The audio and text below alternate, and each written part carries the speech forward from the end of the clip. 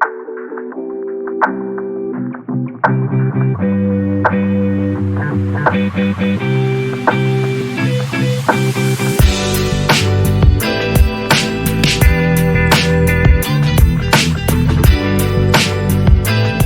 everyone, welcome to the first episode ever of the Millennial Marriages Podcast. In this podcast, we plan to discuss with other couples the challenges of being a millennial and being in a relationship or being married. I am with my wife, Sandra Mossman. I am the husband, Ryan Mossman. And today we're just going to do a brief overview about ourselves and why we're doing this podcast and what we hope to achieve. But first, we're going to just start with some introductions, and we're going to start with Sandra. Before I introduce myself, I want to put intention for this video. And intention for this video for me is to talk about ourselves, how you can relate to us, and why we create this video, and just talk about us in an interesting and funny way. I think before I want to talk about me, I want to say what it's very stressful to do the podcast, and maybe if you ever think to do the podcast, it's our fifth time when you record the first video, because I'm very nervous to speak in front of the camera, and I'm very structured person, and I need to be what exactly we speak. But Ryan, he's more just go. We have a structure. I'm getting to right. We're in the introduction portion of the podcast. I think there is a structure. I have it typed up. I think it's funny way to tell what I'm structured person, and I need step by step what you're talking. But Ryan, he's more just go with the flow. But anyway, it's very stressful to do the podcast. But okay, so I'm Sandra Mossman. I'm from Latvia. I came to America for the internship when I was 23 years old. I have a master's and bachelor degree in IT, so I came here to America to work in IT company, and I've worked for IT company for 6 years. Did I like it? Not really. So in end of the 2022, I left my job. Like many of you, and so during the pandemic, many of people left their jobs. 2021, you left your job. Huh? 2021? Yeah, end of 2021. Yeah, end of 2021, I left my job. So it was almost 1.5 years ago when I left my job to be professional astrologer, feng shui consultant, life coach, tarot reader. So I do a lot of things. Any of the woo-woo, new age stuff. Sandra's can do it all. I can, yeah, and we will talk later how all my knowledge help us in our relationships and in our business.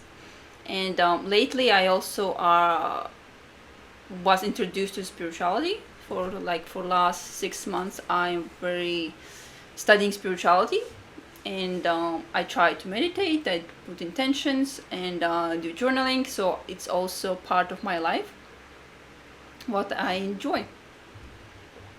So I do not do much journaling, meditation, any of that. You don't do anything. But I do think about that kind of stuff, and I like to, I guess, study it, investigate it. My whole position on anything like astrology, spirituality, anything like that is just kind of like maybe. So I'm Ryan Mossman. I am the husband. I was born and raised in California, and I couldn't get an American girl, so then I decided to mail order one from Latvia. So that's how she was able to get over here. She didn't get an intern. I was the internship. I shipped her over here. She knows nothing about IT. No, that's actually a joke. We met online. Lots of people ask how we met. We met online. We met at a wine bar, and the rest is history. It's a long story. So many people ask how exactly we met, what kind of website we used, how exactly. Also, so many people asked how I knew what Ryan, he's serious person, what exactly he did, why he was serious, how you can like differential when the man is serious for a relationship when he's not serious for relationships. Serious. What do you mean, like serious, like? In the not like in the one night stand, but like. Oh, like serious? Nah, okay. Yeah. Like looking for more than just a one night stand. So okay. yeah, so like how you can like say which one is real for a relationship. And yes, I had like a friends who asked me like, how did I know? How did you know? Because Ryan, he was really like was a story what I always tell is right now so many like datings is about like this game of like, oh, I will message you like in 2 days, or like to call you like, or like email like message you like in like 1 day, because it's a game for them to like date, like not to be vulnerable, just to like it's a dating game. But Ryan, he wasn't really in this like games of dating. He was like, he's there for you, he want to date you, and he don't do like all this like crappy stuff to. My player days were behind me Yes, at that point. Yes, he was like, I like him, yes, and he was like, he messaged me every day, and it's how he got me. That's how I got her. I didn't mail order her. So if you're dating and you're trying, like if you're like a man and you're trying to date somebody and you really like her, don't play the games. Like there's probably like plenty of relationships that don't go anywhere because of that. Yes. You know? Yes. Like they just decide, oh, I'm gonna wait 6 days to call this person or text this person, and then you miss out on a great opportunity with a great person. Yes. You know? Yeah. It's, I think like our story is like so long, and like how we grew. So we are together already like almost 6 years, and looking how we are like from the start, like who we were. We will put the picture here, like our first like trip, and how we our first photo, and how we are right now here. It's long way we went through all the difficulties, how like every couple go. So the format of the podcast is we have 10 topics. We may or may not go through all 10. So the first topic is balancing career and personal life. Millennials often face the challenge of juggling demanding careers while maintaining a healthy work-life balance, which can put strain on a marriage. So how do we balance the career and personal life? Maybe you can say from your like perspective, how do you do like, because like before you worked and then now you work for yourself, like how do you like, what's your like maybe 3 tips what you do? So I think most important is to put the marriage or the relationship first, which I think I've always done. What do you do? What exactly you do? Like how do you put the marriage first? Well, because you have a lot. Well, we're discussing this in career, balancing career and personal life. Yeah. So like work can be stressful depending on your job or your career. It can be more stressful for others. I was very much, my mindset was I work till 4:00, and when I'm clocked out, like I'm done. Like I think about work from the hours that I'm clocked into work. Now I think things work a little bit differently because we don't clock in or clock out anymore. So we both own our own businesses, so it's much more difficult.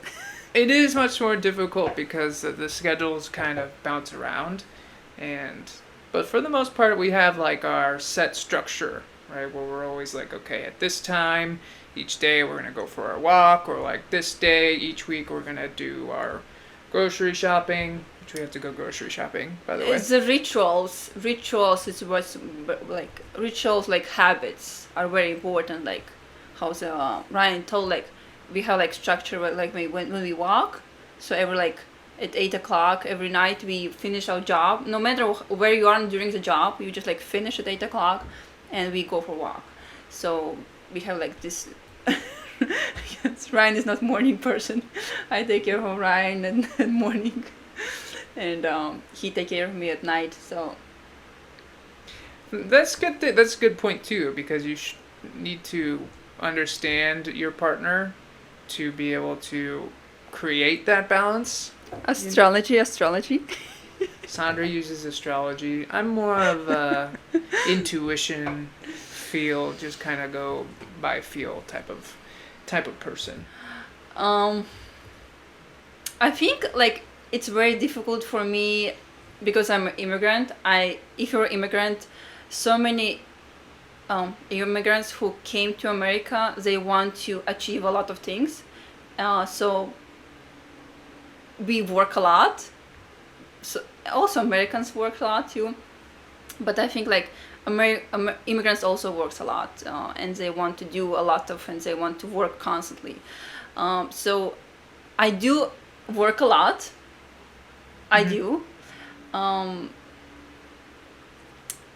But what's like how Ryan helped me, I think, to make this balance, because like in the relationship, like in the beginning in relationship, I worked like so much. I always worked, but Ryan kind of was more like, I stopped at work at 4 o'clock. I am done. I can do whatever I want. But for me, it's like always worked. So Ryan taught me how to relax, kind of even. So here's like time when we just don't talk about the job, or we just relax. And now I try to relax more because Ryan taught me to do it. That's a good point though too, is because immigrants typically probably take the opportunities that are present more in America versus their home country. They take advantage more so than Americans, who are more likely to just kind of take them for granted. Yeah.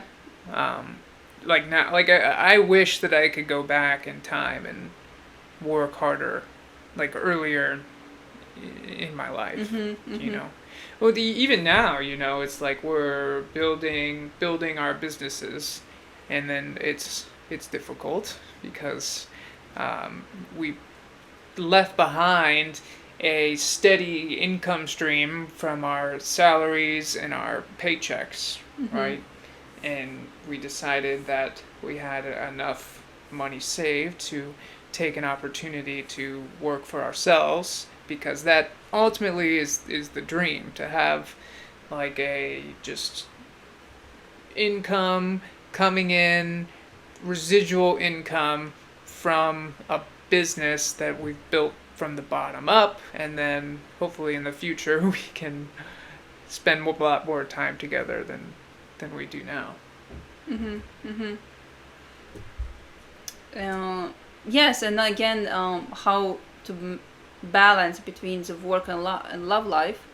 Again, like Ryan told, like you need to understand the other person very well, and also you need to put the effort. Like sometimes, like again, like how I told, like I work a lot, but sometimes you just need to like stop to work and say like something more important is the love life, and just like so make the effort to like to love other person.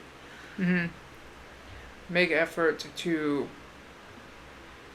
have the relationship mean more to you than the career.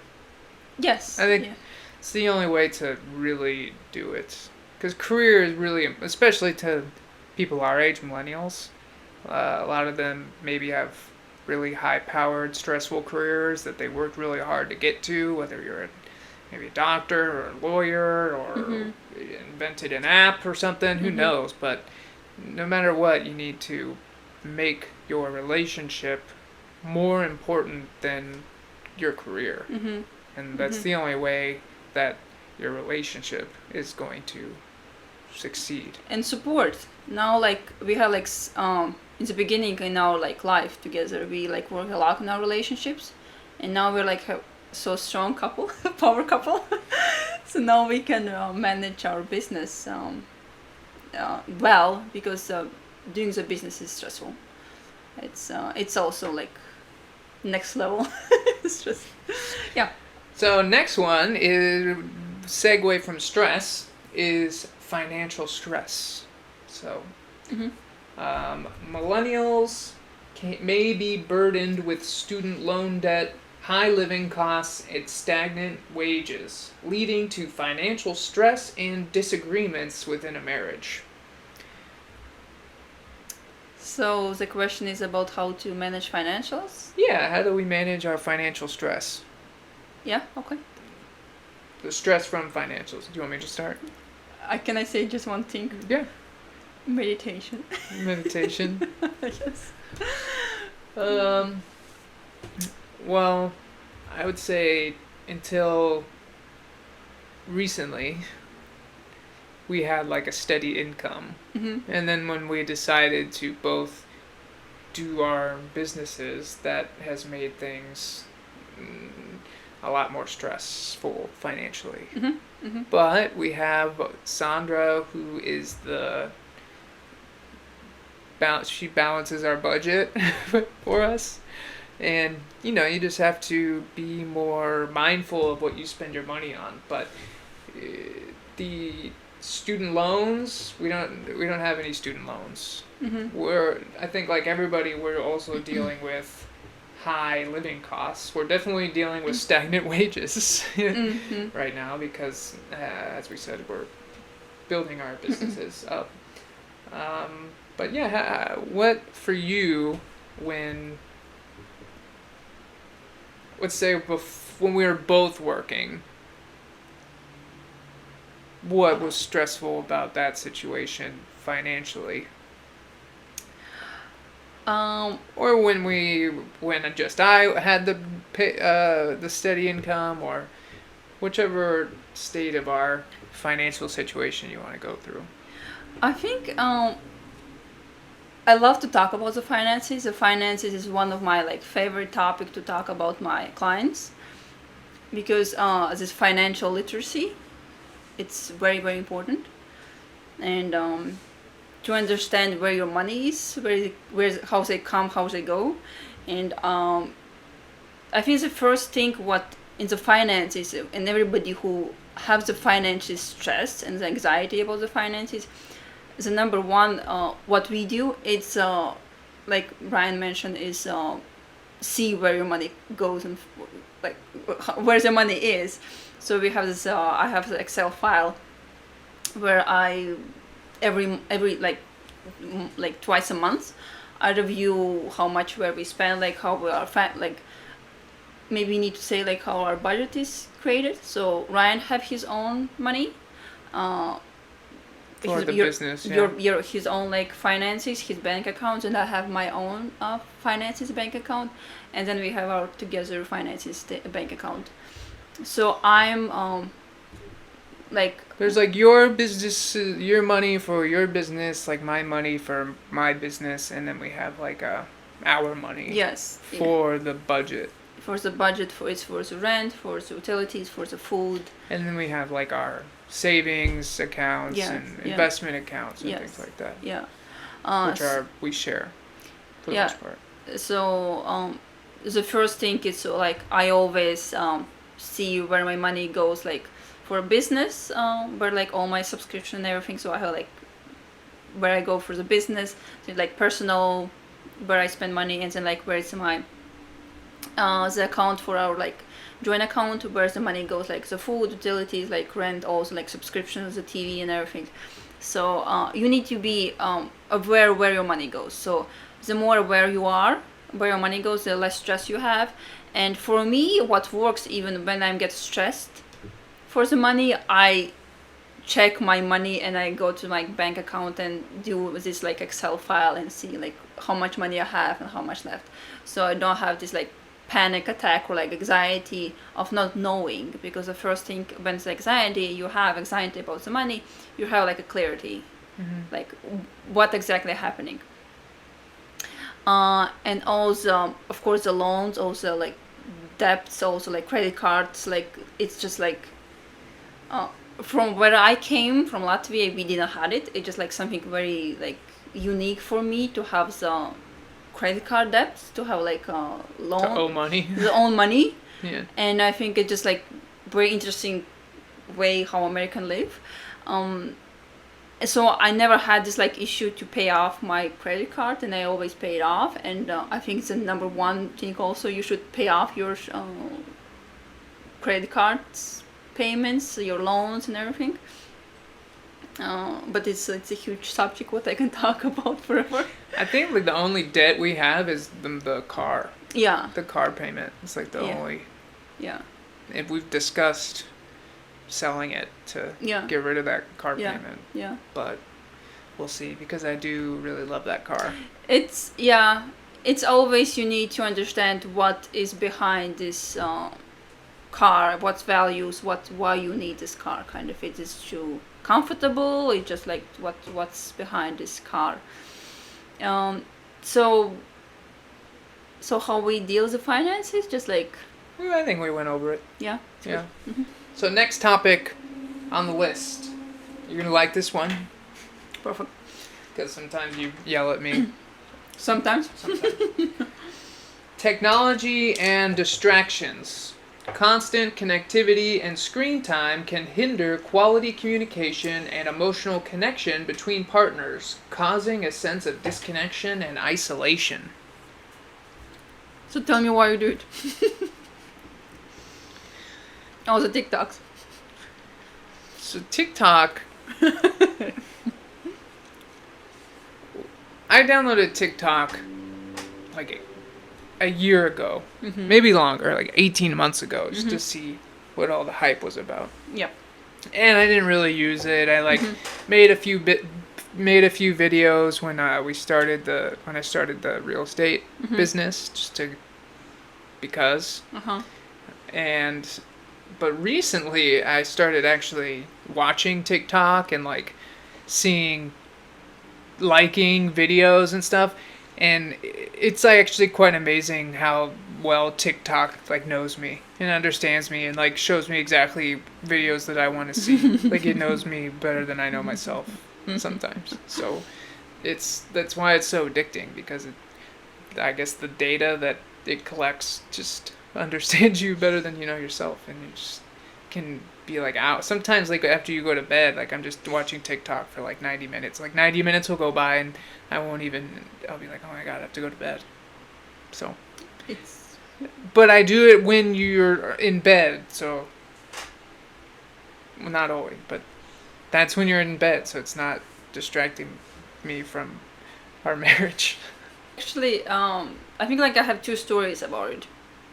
Okay. And what's helped me, and like this, the social media is addiction. It's, everybody knows, like the more you watch, the more addicted it is, and social media is sometimes not good for you if you don't know who you are. You can compare yourself with other people. So social media is like difficult subject. For me, it also was difficult. But the first thing what helped me is journaling. And how it helped me is every night I journal, and every night I ask myself what good I did to other people, and what else could I do better. And I started to journal of when Ryan came to me and I was watching my phone, and it's like, because priority is Ryan always, and I wrote it until like, oh, I decided to do on my phone, watch my phones, and like to spend time with Ryan, or like reply to him or something. And then it's like kind of I felt bad. So the way how I do it is like, if you're on the phone and it's something very important, and sometimes it's important, you need to reply to somebody, yes, it's a good way just to tell as another person, like, can you give me 5 minutes, I reply to social media, and then I will come back to you, I will spend time with you, kind of. So you have this other person to understand where you are in the social media. Are you just scrolling, or if you're not scrolling but you're something, but if you're working for social media something, just tell other person like 5 minutes, and then I can spend time with you, but really 5 minutes, yes. So other person like understand where you are, but also like journal where you are, how bad is social media for you. And another thing is like, maybe I think it's also my win with social media. Like I told before, like I'm in spirituality, I'm working with this my spiritual aspect a lot. So I journal and I do like different strange practices and I meditate. And for last, I think 1 week, so every night I do the journaling and do spiritual like meditation and the practices. And before, I didn't want to do it. I didn't want them to do these practices and journaling, and I wanted to do social media. I wanted to be on social media because after like long time days of work, you just work, you don't do social media. So I always have this like my time at night, at evening when I do social media. But after I did the meditation practices, journaling, now I enjoy more the journaling instead of social media. So it's like long way to go to understand why you do social media, why you need the social media, and also prioritize the real person over the social media. I think like we both have businesses, so social media is like a big part of that. Yes. But at the same time, the addictive part of social media is not the business part. The business part is kind of like busy work. You know? Yes. Yeah. When you get like stuck in the rabbit hole, it's not because you're doing something necessarily for your business. At least not me anyway. Maybe you, because you spend a lot of time using social media for your business, because your business basically lives on social media. Mm-hmm. For my business, it's more just kind of a tool to grow the business. Mm-hmm. But yeah, I think it's just you need to be Aware, conscious of it, and then realize what you're missing out if you're spending your time watching some kitten videos instead. and you need to be you need to make an effort not to do it. It will not magically, you will change your habit of like not be on social media, have this addiction. Mm-hmm. You need to constantly kind of work on yourself and journal, do whatever you do. Then like, okay, where am I right now? What I'm doing right now in the moment. Mm-hmm. Whatever I do is productive for my life. If it's not, then like, why you do it? Yeah. So it's like you need to take yourself out of the social media. Like just, it's difficult. I understand, Ryan. It's difficult, but only the way you do it to just like take you out there. I think it's probably more of a problem for me than for you, as far as it being a distraction in our marriage. Yes. So maybe something like we need to, or I need to work on. So It's good. Yeah. So we will move on now to the next topic, which is changing gender roles. Millennials often seek egalitarian relationships, challenging traditional gender roles. Balancing responsibilities and expectations can create tension and confusion. So I think maybe this was for you. Weird. I think like you had different expectations on what your role would be in Yes, I the can. Yeah, especially since you were born in Latvia.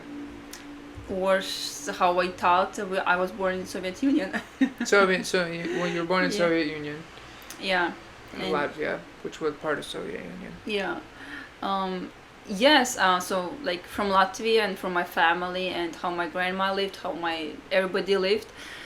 I had the dad, grandpa who fixed everything, took care of the family, brings the money, fixed everything. Yes, it's like he worked with the hands. And my mom, she was and my mom was washing the floors, cooking, do all the like female stuff. Mm-hmm. And when I met Ryan, I also thought what I will cook, I will clean, I will do all what my mom did, my grandma did, everything did. But the issue with Ryan, what I had... Issue? It was the issue in the beginning.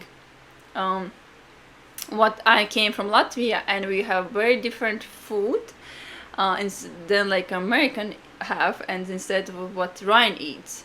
And when we when I tried to cook, when I tried like to be this like female who cooks and provide for take care of his husband, Ryan didn't like it. He didn't like my food, and I was like so offended of why you don't like my food.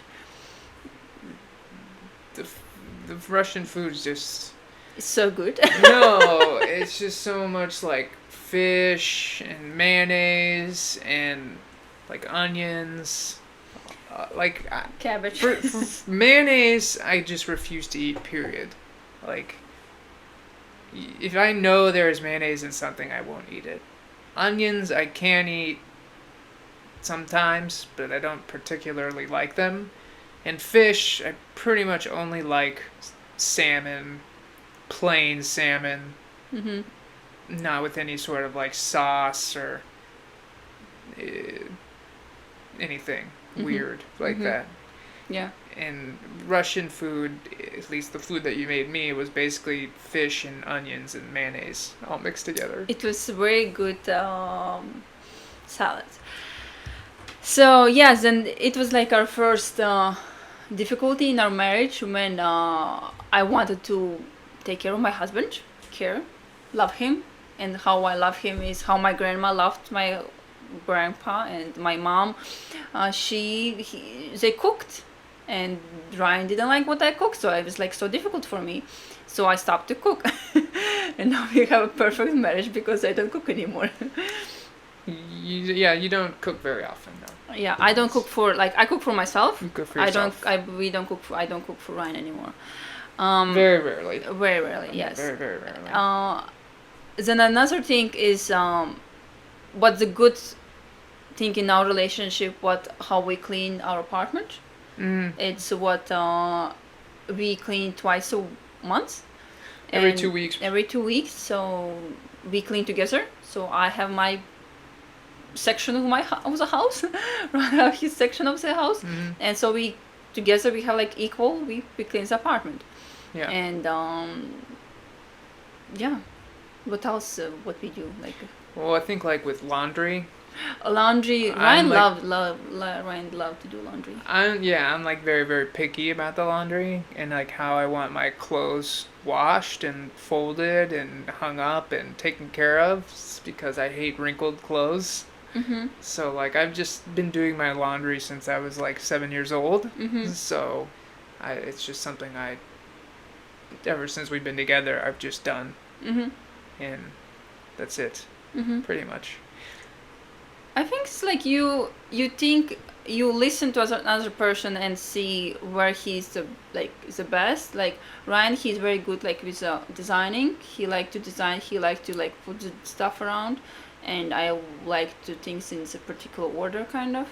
So we also we are adult. He's 30. Ryan is 35. I'm 33. We are adult person who can put the stuff like in their orders. You know, like we always do the bed. We always everything is clean and like it's like when you're an adult person, you understand what it means to be clean.